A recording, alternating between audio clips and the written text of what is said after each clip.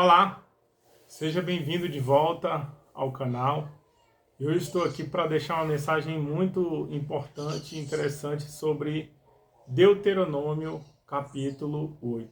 É interessante que Deuteronômio, na verdade, é um discurso, né? É a lei que Moisés novamente lê para o povo. É, em grande parte, um registro ali do que aconteceu no livro de Êxodo.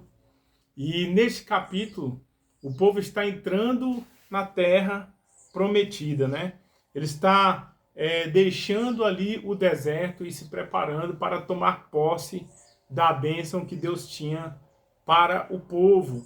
E aí no verso 1, ele diz o seguinte: cuidareis em cumprir todos os mandamentos que hoje vos ordeno, para que vivais e vos multipliqueis.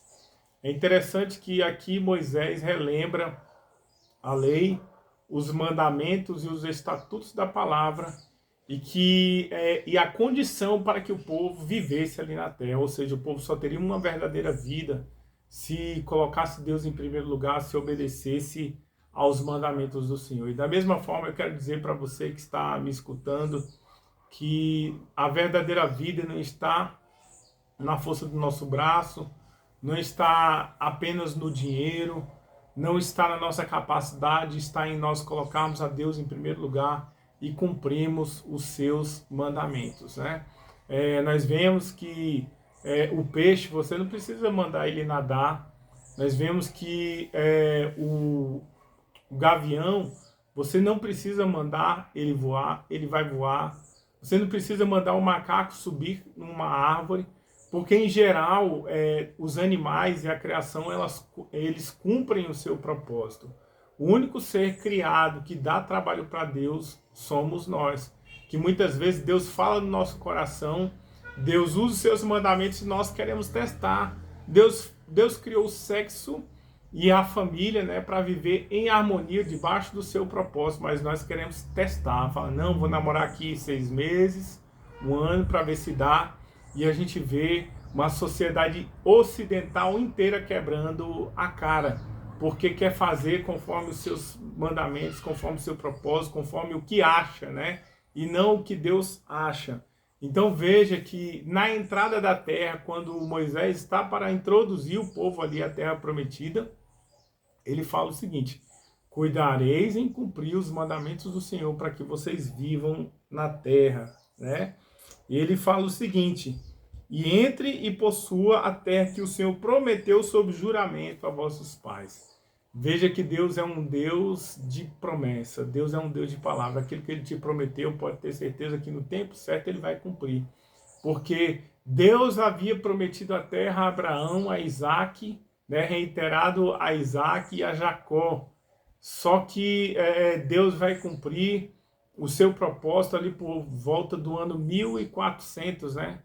Abraão viveu ali por volta do ano 1900, 2000 a.C., mas nós vemos que Deus vai cumprir o seu propósito, tirar o povo do Egito por volta do ano 1400. E do ano 1400 até 1360 o povo fica dando volta no deserto. Mais ou menos por 1360, Deus está com Moisés ali e o povo na frente da terra prometida. E um dos propósitos de Deus é, através de Moisés, relembrar o povo da lei, da aliança e dos seus mandamentos. Relembrar da promessa que ele tinha feito a Abraão, a Isaac e a Jacó. Eu quero falar para você, a promessa que Deus fez na tua vida pode até parecer remota, pode até parecer que não vai se cumprir. Mas eu quero dizer, tão somente confia no Senhor, porque no tempo certo, a palavra do Senhor não cai por terra. Nós vemos que ele fala ali no verso 3, então a primeira condição seria guardar os mandamentos e a lei do Senhor. Então eu digo para você, você já quebrou tanto a cara, querendo fazer a tua vontade, querendo fazer o teu querer, por que não agora não fazer diferente e obedecer os mandamentos do Senhor? Eu quero dizer que quem não aprende com as lutas, com os problemas e as adversidades pelas quais passa, lá na frente aquele problema volta de novo e a pessoa ela tem que ficar num loop, revivendo aquele problema ali várias vezes, com pessoas diferentes, até que ela aprenda.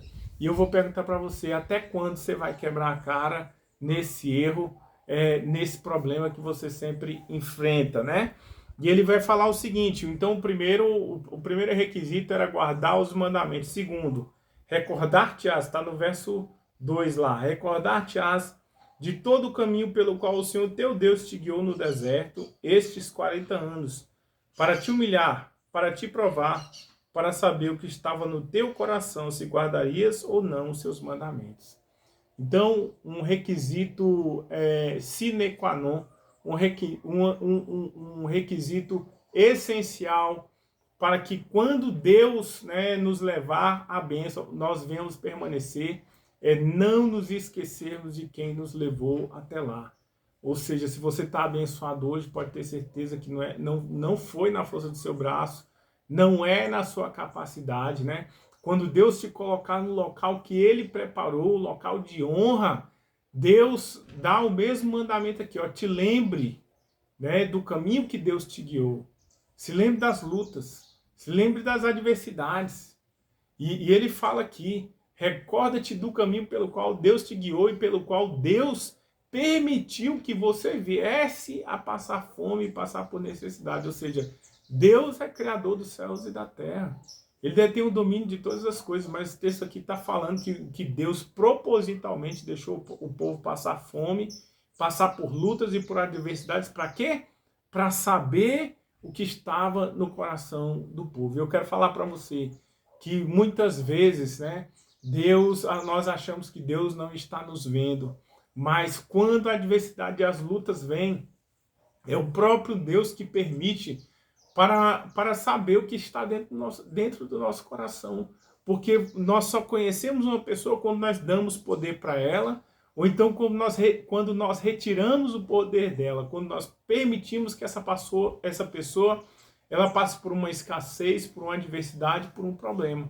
Você quer conhecer se uma pessoa é fiel a você, né? Lembre-se daquela pessoa que te ajuda e um dia, e você sempre diz sim para ela, você sempre ajuda, mas experimenta dizer um não para ela um dia. Com certeza, se não for uma pessoa fiel, ela vai te xingar, ela vai te abandonar, ela vai ser ingrata. Mas se for uma pessoa fiel, ela vai te entender, te compreender e permanecer contigo. E foi isso que Deus fez com Israel. Deus provou, Deus permitiu que o povo passasse sede e fome para saber, para provar o que estava dentro do coração do povo. Então, provas, né, no meio das provas, nós não devemos perguntar por que nós estamos passando por isso, Senhor. Mas a nossa pergunta deve ser, para quê? O que o Senhor quer nos ensinar nessa situação? Então, diante da luta, da adversidade que você está passando, você tem que perguntar para Deus, Deus, o que o Senhor quer me ensinar? Né? Talvez você esteja passando pela mesma luta que você já passou no passado. Veja que você não aprendeu lá atrás, então Deus está permitindo que você passe agora por esse mesmo problema novamente. E eu te pergunto, até quando você vai quebrar a cara? Né? Então, não fique perguntando o porquê você está passando por isso, mas para quê? Qual a finalidade de Deus permitir isso na sua vida? Né? Aqui, em relação ao povo de Israel, Deus permitiu que o povo passasse por sede e fome para saber se o povo abandonaria ou se achegaria a Deus. Logo, o sofrimento aqui foi pedagógico, né? E no verso anterior, o texto vai falar que assim como Deus trata, como um pai trata um filho, Deus tratou a Israel. O sofrimento aqui não foi castigo de Deus, mas foi uma disciplina, ou seja, foi como um pai ensinando o seu filho. E um pai que ama o seu filho, ele não dá tudo na mão. Ele permite muitas vezes que o filho tenha pequenos espaços para tomar decisões, para saber de fato o que está dentro do coração da criança. E é justamente quando nós passamos pelas lutas, pelas adversidades, pelos problemas, né? Quando nós permitimos que nossos filhos muitas vezes passem pela prova, é que eles vão crescer, é que eles vão amadurecer e dar valor às coisas, entendeu? E muitas pessoas, quando tem tudo, elas são fiéis, elas buscam, aliás, quando tem tudo, elas, na verdade, elas se afastam de Deus.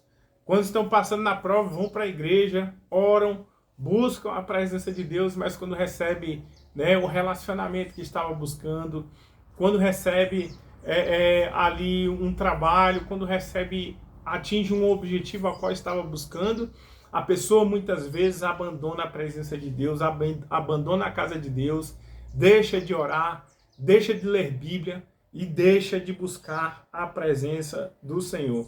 Então, quer dizer, não seja assim. Se você quiser permanecer na terra prometida, na bênção a qual Deus te deu, em primeiro lugar, guarde os mandamentos do Senhor. Procure agradar o coração do Senhor. Em segundo, não te esqueça. Tenha um caderno, eu tenho aqui um caderno da gratidão. Toda bênção que eu recebo, eu vou lá e anoto para eu agradecer durante o ano. Então tenha esse hábito de agradecer. Não se esqueça de onde Deus tirou, porque quando nós esquecemos de onde Deus nos tirou, nós deixamos a soberba entrar no nosso coração e nós afastamos pessoas, afastamos as bênçãos ao invés de receber. E eu quero dizer para vocês que se essa mensagem ela edificou o seu coração, então compartilhe. Se quiser conhecer mais sobre o nosso trabalho, clique no link aqui embaixo e até o próximo vídeo.